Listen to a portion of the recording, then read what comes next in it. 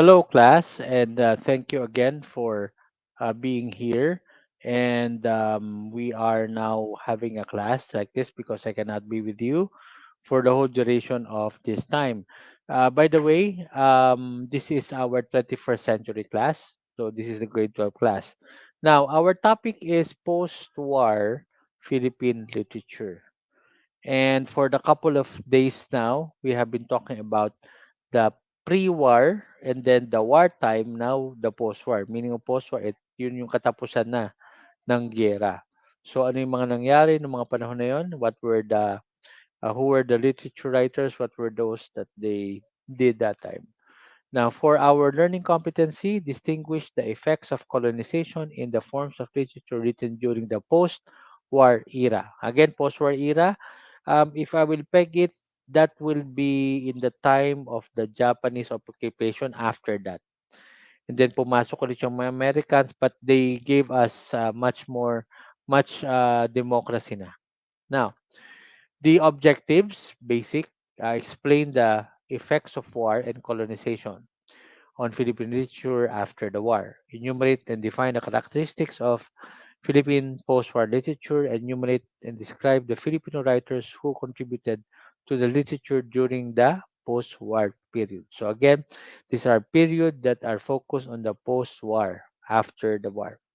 So when we're talking about after the war, that's not World War One. Kasi nag-engage tayo in World War Two. Kasi World War One, we are still forming our pre-Filipino and Filipino identity. So we were under the colonialist, and then World War Two, yun na, medyo mas dumami yung mga colonialist natin. So what are the themes of post-war Philippine literary texts? So if you just think about it, what are the basic themes to that? Now, look at this, just to warm up. Imagine you were freed from being a prisoner after quite a number of years. And now, I'm not asking you to make a slogan, but just think about this. What will be your feelings? What will be your sentiments? What will be your focus? So think about it. Now, for the vocabulary words, we have four first. So you have formalist new criticism. It means a literary theory characterized by close reading of the text to understand its irony, metaphor, tension, and paradox. So it's a theory class that literary writers or teachers use to understand a reading of a particular text or an interpretation of a particular writing. Classicism, a revival of classic style, different forms of fine arts. By the way, nowadays we usually see that people are trying to revive old forms of music, old forms of literature, or even art. Another is predilection, an attitude that shows strong favor or liking. So it's more of sa Tagalog we call it a killing. Kumikiling ka or you are moving towards favor or liking. Another is romanticism, not the idea of romantic, pero the word bears it. A reaction against neoclassicism that emphasizes imagination and emotion. Imagination and emotion. And last word is nationalism. Maybe you already know this. The exaltation of one's nation, its welfare, and the promotion of its culture or overall the nations. By the way, in Marcos's time, actually, hindi lang Marcos's time, even before Marcos, there was a move before, especially when parang most of our national leaders would want us to be more of not only a colony of the United States, but more of a uh, a state of the United States. We could have been the 51st state that time because there's already Hawaii and Saipan, the other Eurasian small countries. Muntik na talaga tayo to become state of the United States. And the reason why we did not become because there were leaders who were nationalistic. So You have to be aware of that class that there was one time in one point in our history na we could have been an American colony. Now, brief history. So, focusing on this, you will notice class na we need to really focus on this because this is the nature of the class that we have now. From 1941 to 1945, Philippine literature was interrupted in this development when the Philippines was again occupied by Japan. Okay, 3 years yun. Philippine literature in English came to halt. Why? Because the Japanese wouldn't like other languages to flourish and culture as well. Writers had renewed attention to literature in the Filipino language. That's the beauty with the democracy that Americans taught us. They wanted us also to stand as a nation. Now, moving on, post-war literature. These are the names. Actually, I think some names here even reached year 2000 or malapit na sa ano sa let's say 2010.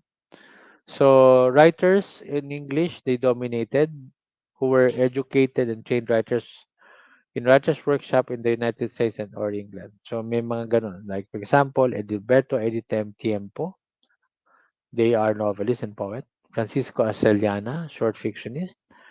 Ricaredo Dimitilio, poet, critic. Amador Daggio, poet, fictionist. Carlos Angeles, poet. NVM Gonzales, fictionist. Ayan, alam ko si NVM Gonzales.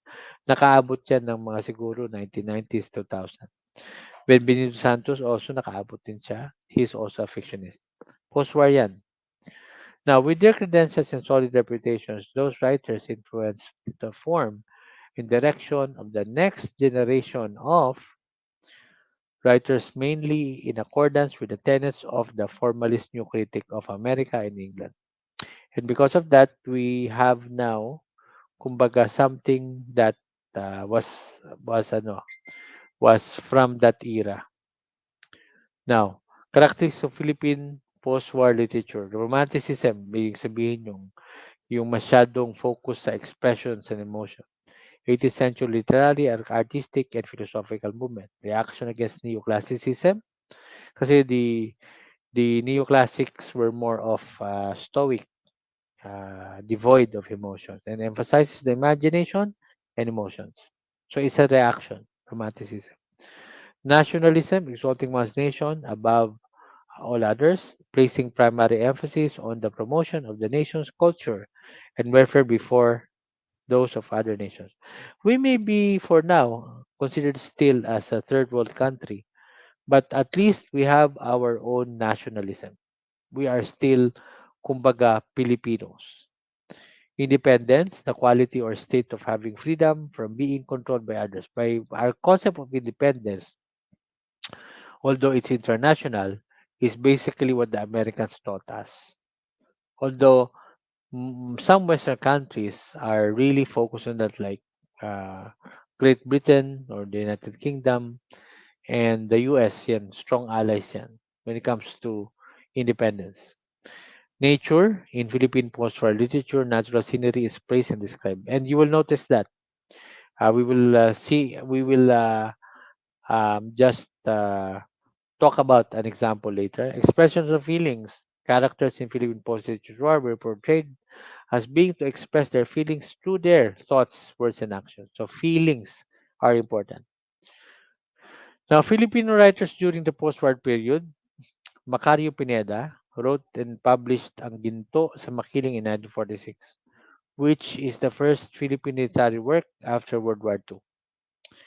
So, employed fantastic elements in the narrative, although he was suggesting something that occurred in a realistic sense. Cryptic kaya, ibig sabihin may secret kaya itong story na to? Depicted a quest of the characters to find the mystery behind Makiling.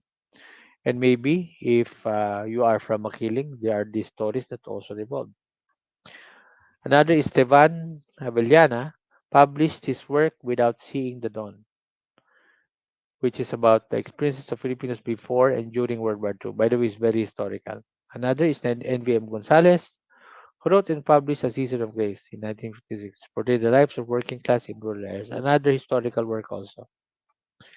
So this is an example, yung Bonsai by Edith Tiempo. By the way, you can discuss it, you can read it as an example. Moving on, class.